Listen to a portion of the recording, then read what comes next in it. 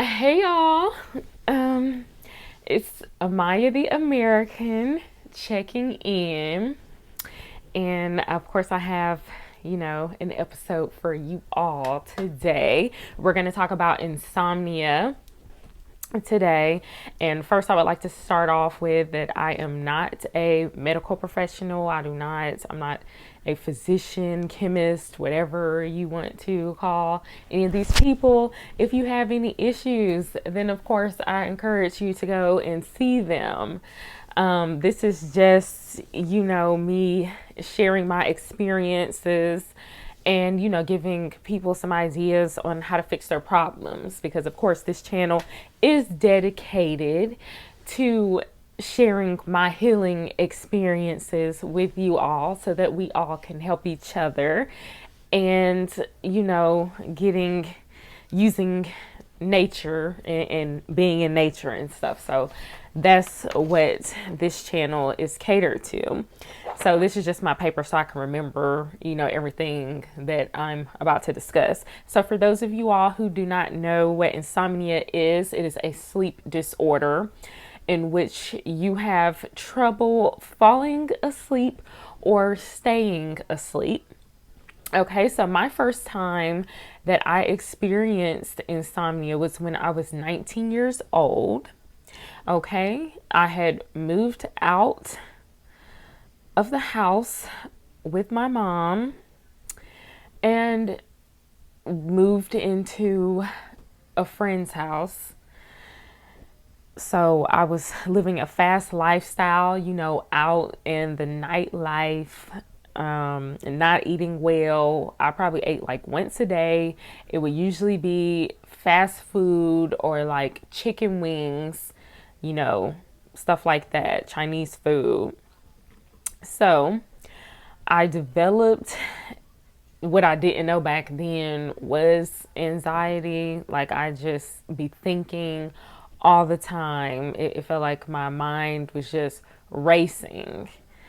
My eyes, I would be so tired. I mean, I just want them to close, but it's like my brain would not shut down. Like it just kept going on and on and on and on and on. So I would stay up back then for 2 to 3 days at a time. And then after those 2 to 3 days, I'd crash for a day and, end up going to sleep for that day. That was my first time. Eventually, once I started getting my life together and changing things around a bit, changing, my lifestyle and getting out of the nightlife, my sleep patterns my healthy sleep patterns started to come back. So that's how that first time, and of course, I was not aware of my body. I didn't pay attention to stuff like that. So I wasn't curious on, trying to fix that. So my second time, which really made me start paying attention and stuff, because I had started taking vitamins by this time, my second time. So my second time, I kind of induced that myself because it was basically from heavy metal toxicity from me over supplementing or not supplementing properly, which, that'll be a whole nother story on that. But it took me a few weeks before I realized what I was doing to myself. And it was like 10 times worse. I was having headaches. I mean, I stay up a couple days and then I sleep one day and then stay up another couple days. And it was an ongoing process until I realized that, it was the supplement that I was taking and, something else I was lacking, just throwing my body off balance, basically trying to do the most, which I do sometimes, especially when it comes to my vitamins.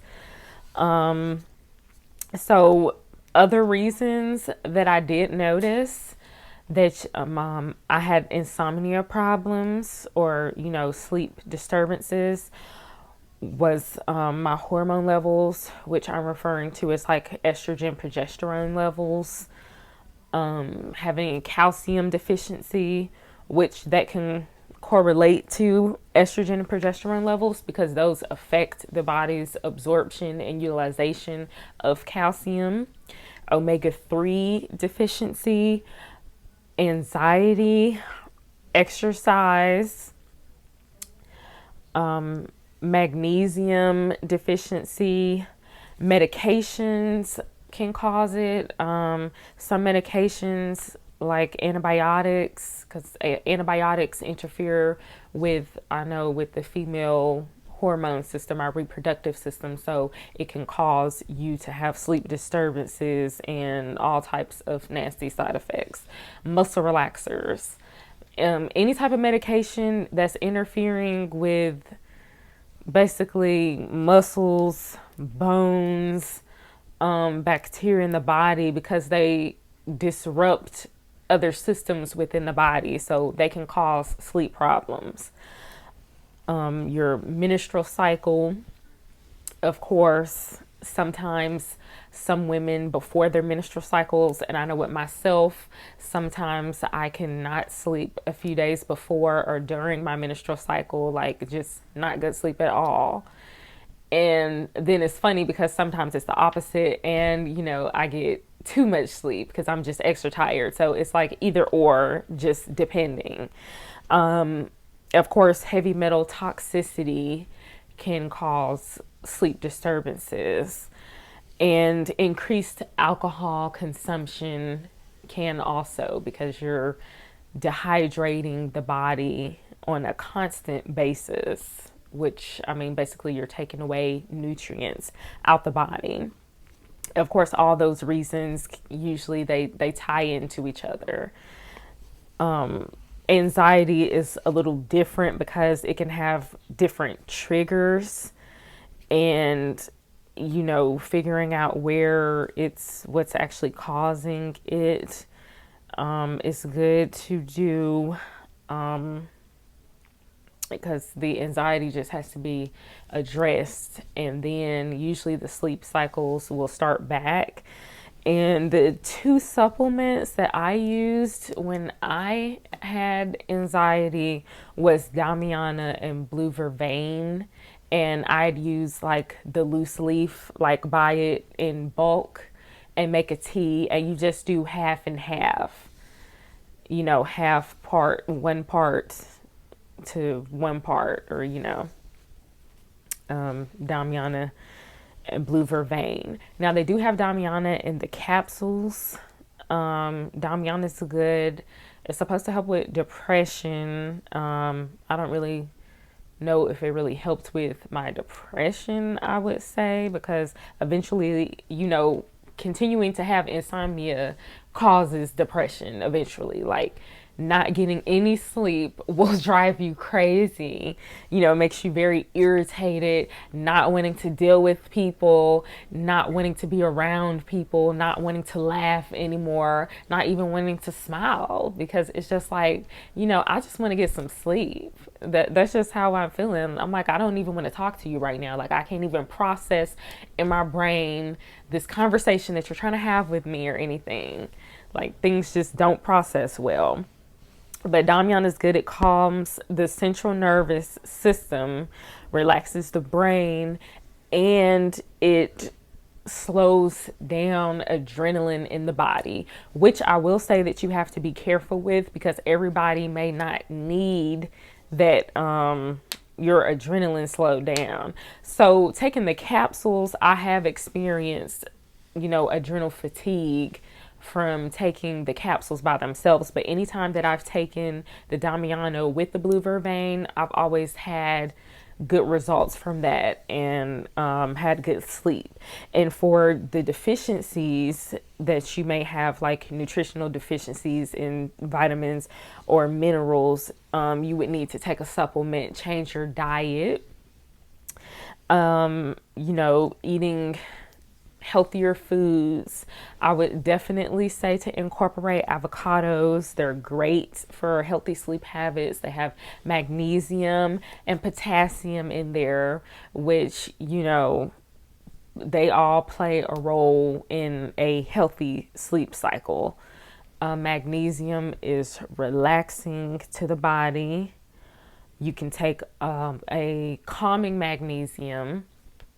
I think I actually have the magnesium that I take here, which of course I'm not affiliated or, selling any products. I don't know the Garden of Life people, but this is the one that I take, the Garden of Life Calm Magnesium. And I think they have another flavor. That's the orange flavor that they have. But you just take a teaspoon of that a night in an 8-ounce glass of water, and make sure when you pour it on there that you kind of just spread it out a little bit. You let it fizz, and then it starts dissolving. A little bit goes to the bottom of the cup. So once you get, halfway through with it, I would suggest, just shaking it around a little bit, just to stir it up in there. But magnesium is great, especially if you're having, even if it's not full blown insomnia yet, but you're having, those moments where you're sleeping and you're waking up out your sleep, or, those moments where you're waking up and not feeling like you've rested, like you still just feel so drained and tired, because that's what having low magnesium makes you feel, very tired. And I'm talking about like the tiredness that you feel in your face, like your face feels tired, your eyes feel tired, like they just want to close, but it's like your brain still cannot focus properly, and it just does not stop, and it just doesn't feel like you had good sleep. For sex hormones, if you are having problems or you have some type of hormonal disorder, I mean, like, PCOS or endometriosis, ovarian cyst, even, well, I wouldn't say pregnancy, because of course pregnancy can cause insomnia, but I'm not giving advice to pregnant women, because they can't take most of the things that I take for that. But with those, you have to address those issues. Now, whenever I've had hormonal problems, because I am prone to like ovarian cysts and stuff, and having them, causes hormonal imbalances and affects my sleep sometimes. So I took maca root, ashwagandha. I've taken like estrogen cream before, and I still have to take that sometimes. And yeah, so your sex hormones affects calcium and magnesium levels in the body. So that is something to be mindful of, especially if you're having, symptoms where you're having heart palpitations and such, headaches, cluster headaches and stuff. That has to do with calcium, magnesium, potassium levels. So you want to make sure that you are doing your best to keep those balanced. And that is why, I'm pretty sure all of us have had parents or grandparents give us a warm cup of milk before we go to bed to help us go to sleep sometimes, like when you couldn't go to sleep as a child. So calcium helps helps with sleep disturbances usually. Heavy metal toxicity is another issue that I suffered from, from myself, as far as I know so far. And it just feels like my brain was just overstimulated. I'm like, if I don't even have like ADD or ADHD or anything like that, but that's what I would say the equivalent of how my brain was feeling, like it's just going and going. Like if I didn't understand my body to pay attention, know what I was going through, I definitely, would have allowed myself to be in a very bad place at that moment. Because when I tell you, like, I've never felt anything of that such. So it actually felt like my brain like had a pulse then. It took several weeks for me to correct that. I had to exercise, I changed my diet, and I Of course, I stopped taking the supplement that I was taking. I increased my vitamin C intake and antioxidants. I started taking fish oil, and I continue to drink my Damiana and blue vervain tea every day. And it only took a day or a couple days before me to notice a difference for me to start being able to sleep, once I started doing that. Like, the herbs work, you guys. Like, nature nurtures. Okay. So, for alcohol, of course, you want to stop your alcohol intake. I mean, that's just what you're going to have to do because you're tearing your body down. You're basically like continuously dehydrating your body. And of course, you have to replenish your body, especially like if y'all are, let me tell you, if you're out here and you're drinking and you not drinking, any Pedialyte or anything, and you just out here just keep getting drunk and keep getting drunk, like, I mean, I don't know what you're doing. Like, I'm just wondering why, people have not caught on to the Pedialyte. But anyways, if you're not drinking that, then of course you definitely gonna have some serious issues with that. But yeah, people I know who continuously drink alcohol, usually they have pretty bad sleep cycles. And some of them may sleep a lot. I mean, but it's unhealthy. Eventually it gets to the point where they have trouble sleeping. I know when I drink too much, I definitely cannot go to sleep.